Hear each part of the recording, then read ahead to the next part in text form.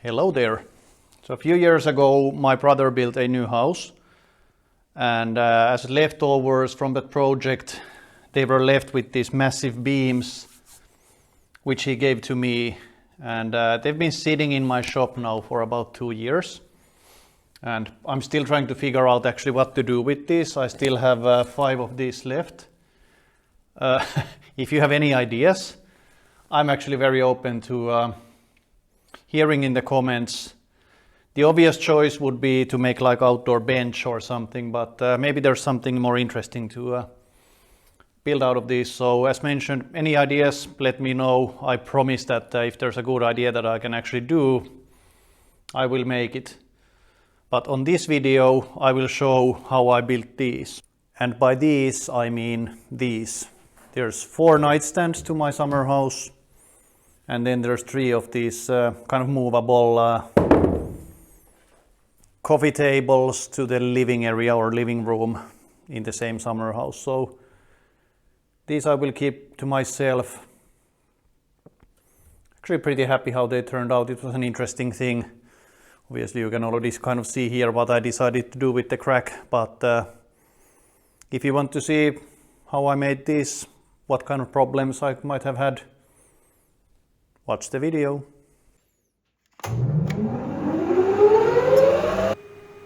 The first problem, or maybe I should use the word challenge, it wasn't really a problem, was that these beams are actually super heavy, and as you can see I'm wearing some support on my wrists.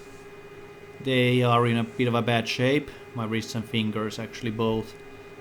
So lifting these wasn't super easy or nice, but as I mentioned, it wasn't really a problem but more of a challenge, but I was able to get the job done.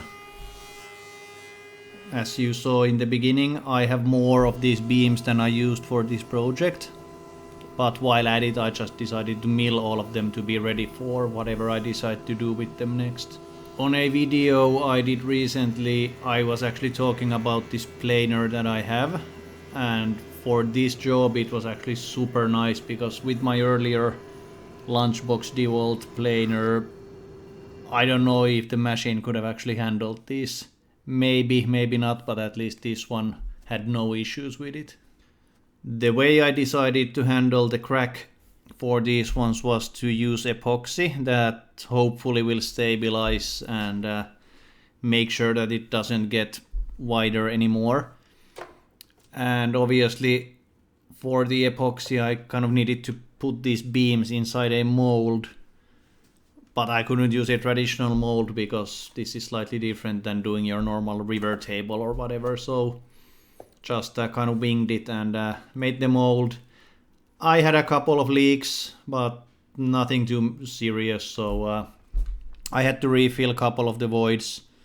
But overall it was actually a fairly okay mold. Not perfect, but a decent one.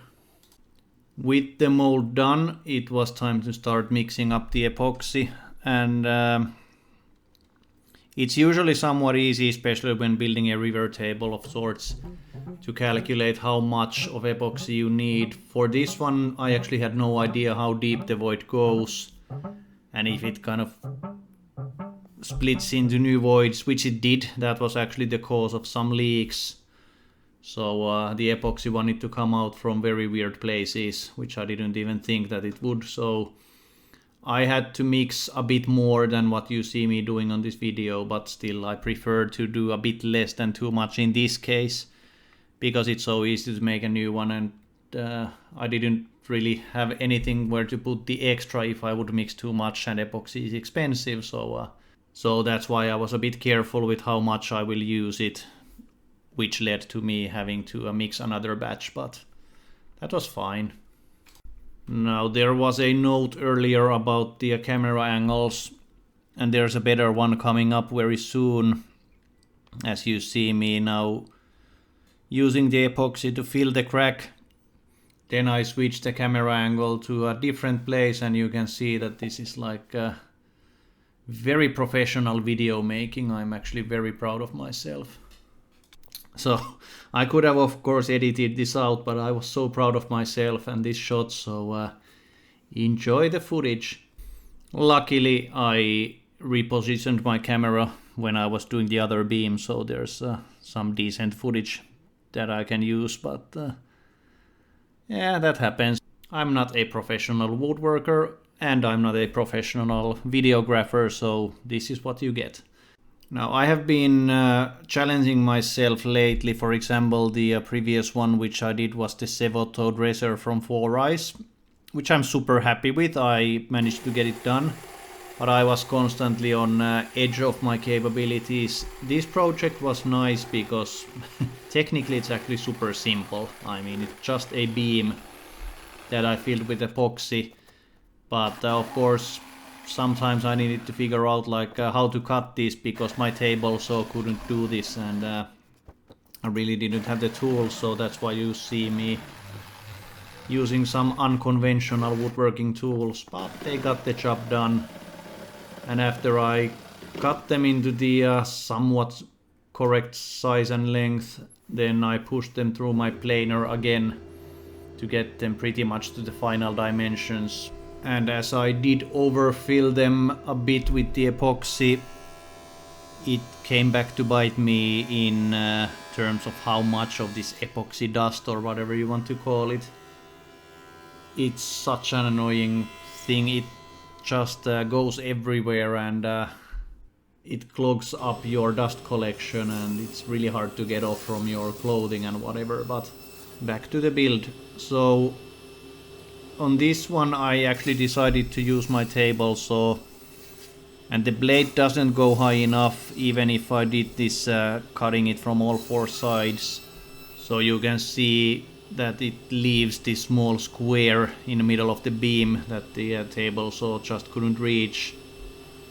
But that's fine. I just took out my good old hand saw and then took out the rest that was left. And after my first attempt while using the small saw, I think it's already so dull, it didn't really operate that well. Luckily I did have a sharp one, and that actually got the job done very nicely. The epoxy pour, even though it actually went to many places I didn't think it would, it actually filled most of the cracks. There were still few that it didn't reach out, because I only did it from one side. So now at this phase I just decided to use actually a couple of different products. I'm using the Milliput epoxy putty to fill the small cracks and voids that was still left, and then there is another product I'm actually testing it for a friend who might take it into his company's offering, so the name is not yet disclosed, but both actually did the job well. And to be very honest, I really like the product that I'm testing because it was easier to apply. But the Milliput, which I actually grabbed from the channel called The Swedish Maker, he was recommending it. Very, very good stuff. I actually like it a lot.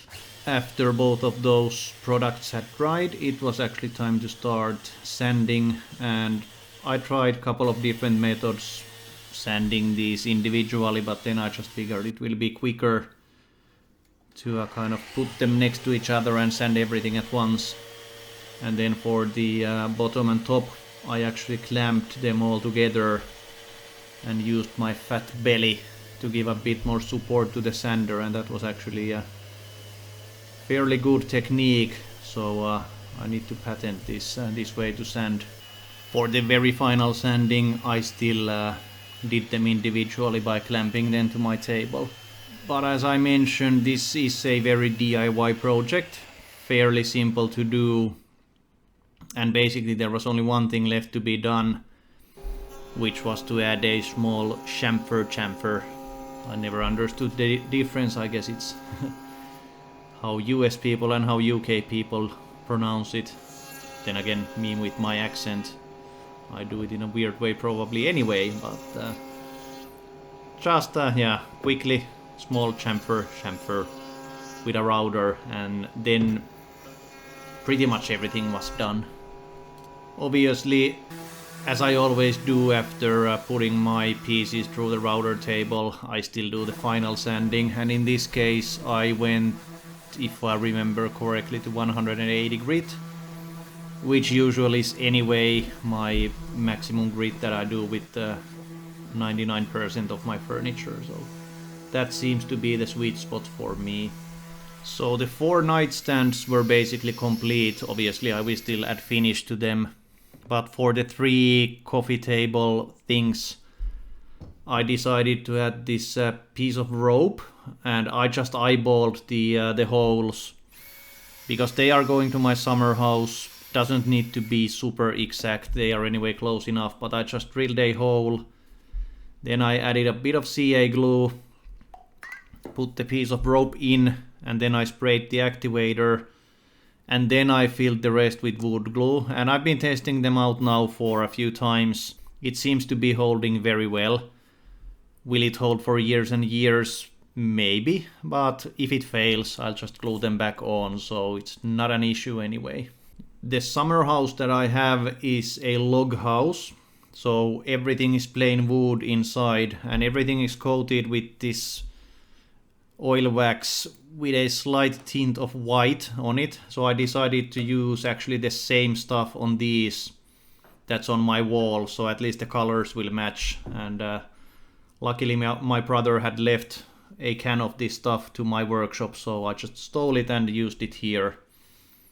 Maybe he will see this video and demand it back, we'll see.